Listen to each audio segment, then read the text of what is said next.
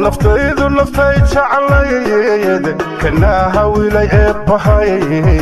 نقالي هدان كهري نصيبك هو نكسنا نقالي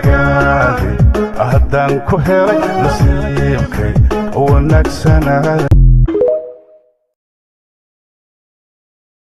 waxaan arkay baryahanba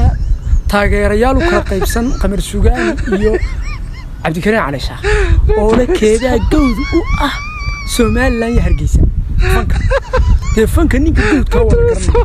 gowd hadaad maqasho waa nin saameyn yeelan kara